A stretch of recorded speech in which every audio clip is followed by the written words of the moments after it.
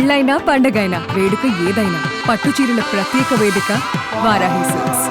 నేను దీన్ని చాలా సిస్టమేటిక్గా ఆలోచిస్తాను. 2 విషయాలు ఆలోచించుకొని మీరు వర్కౌట్ చేయండి. నవేడేస్ మీరు వచ్చి ఫిజికల్గా పనిచేస్తున్నారు, ఫ్లెక్సిబుల్ వర్కింగ్ వచ్చేసింది. నాకు ఎప్పుడు పని కావాలంటే అప్పుడు పని చేయించుకుంటా, నాకు ఎప్పుడు టైం ఉంటే అప్పుడు పని చేస్తా. Physical virtual reality. ఫిజికల్గా అవసరమైతే తప్పకుండా driver 1 hour 2 hours 3 hours driving చేయాలి. ఇప్పుడు బార్బర్ ఉంటాడు, సెలూన్కి పోవాలి, 1 hour 2 hours పని ఉంటుంది. 50% ఆఫ్ ది వర్క్స్ ఒక్కొక్కసారి ఆన్లైన్లో అయిపోతాయి.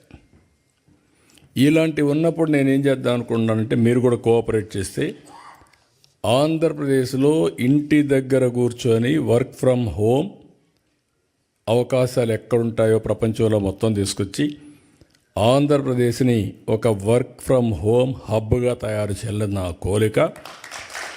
చాలామంది ఉమెన్ ఉన్నారు, చదువుకున్నారు, ఇంట్లో చిన్న చిన్న పనులు ఉంటాయి, పిల్లల్ని చూసుకుంటారు, వంట చేసుకుంటారు.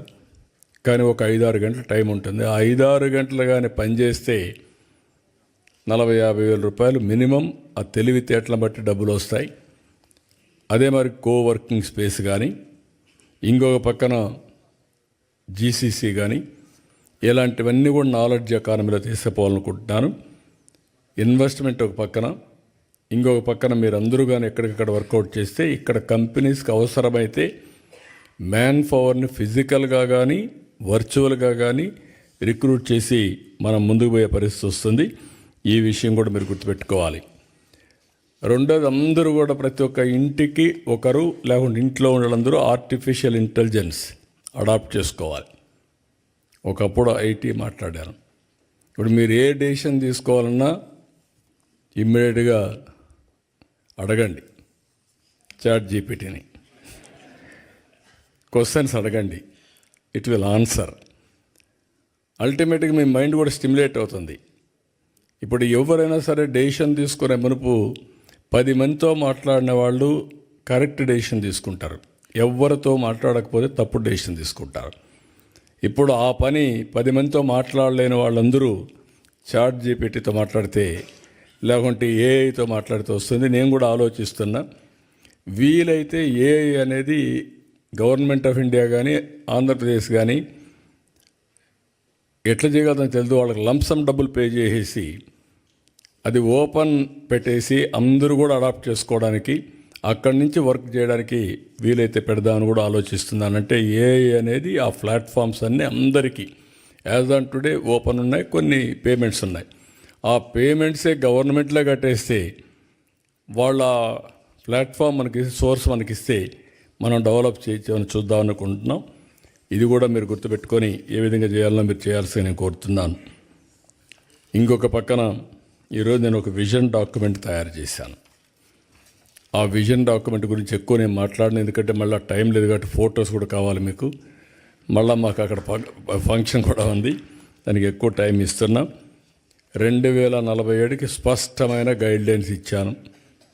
ఒక 10 ప్రిన్సిపల్స్ పెట్టాను. 0 పావర్టీ, అదే మరిగా ఉద్యోగాల కల్పన, అదే మరిగా population management, skill development, human resource development, ఇంకో పక్క వాటర్. అందుకే ఇప్పుడు కొత్తగా మీరు చూస్తే గోదావరి నుంచి బనకచెర్లకు నీళ్లు తీసుకుపోవాలనుకుంటున్నా. అది వస్తే పెద్ద గేమ్ చేంజర్గా అవుతుంది, అది కూడా వర్కౌట్ చేస్తున్నాం. ఇంకో పక్క వ్యవసాయం పైన ఎక్కువ శ్రద్ధ పెడుతున్నాం. గ్లోబల్ బెస్ట్ లాజిస్టిక్స్ హబ్గా తయారు చేయాలనుకుంటున్నాం. పవర్లో మీరు ఊహించని పరిణామాలు వస్తున్నాయి. ఈరోజు మీరు చూస్తే ఇంటిపైనే కరెంటు తయారు చేసుకునే పరిస్థితికి వచ్చాం. అదే మరిగా ఈరోజు విండ్ పవర్ వచ్చింది, అదే మరి పంప్డ్ ఎనర్జీ వచ్చింది, గ్రీన్ ఎనర్జీ వచ్చింది. ఇప్పుడు ఆంధ్రప్రదేశ్కి ఒక గ్రీన్ హైడ్రోజన్ హబ్గా తయారయ్యేదానికి అవకాశాలు వచ్చాయి. దీనివల్ల కొన్ని లక్షల మందికి ఉద్యోగాలు వస్తాయి. పోర్ట్లు ఉన్నాయి కాబట్టి మన దగ్గర నుంచి మనం ఎక్స్పోర్ట్ చేసే పరిస్థితి కూడా వస్తుంది. దీనికి కూడా శ్రీకారం చుట్టి మనం ముందుకు పోతున్నాం. నేను మిమ్మల్ని అందరినీ ఇంకా ఎక్కువ టైం కాకుండా పాలసీలని తీసుకొచ్చాం, అన్నీ తీసుకొచ్చాం.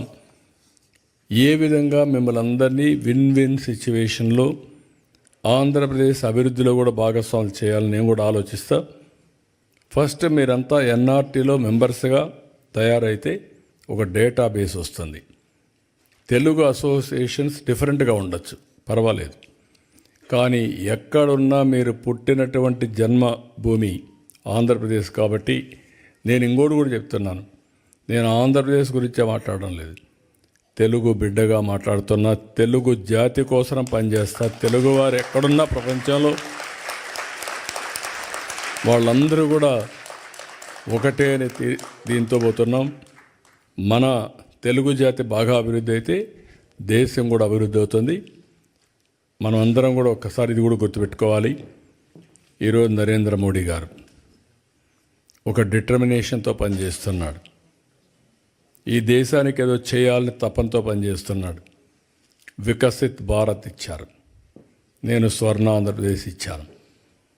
వాళ్ళు వికసిత్ భారత్లో భారతదేశాన్ని నెంబర్ 1 చేయాలంటే నేను స్వర్ణ ఆంధ్రప్రదేశ్ దానికంటే అన్ని రాష్ట్రాల కంటే నెంబర్ 1 తెలుగు రాష్ట్రాలు ఉండాలి, ఆంధ్రప్రదేశ్ ఉండాలని దానికి ఒక విజన్ తయారు చేశాను.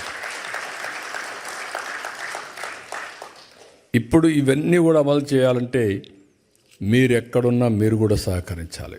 సుమన్ టీవీలో మీ పర్సనల్ అండ్ బిజినెస్ ప్రమోషన్స్ కోసం కింది నెంబర్కి కాంటాక్ట్ చేయండి.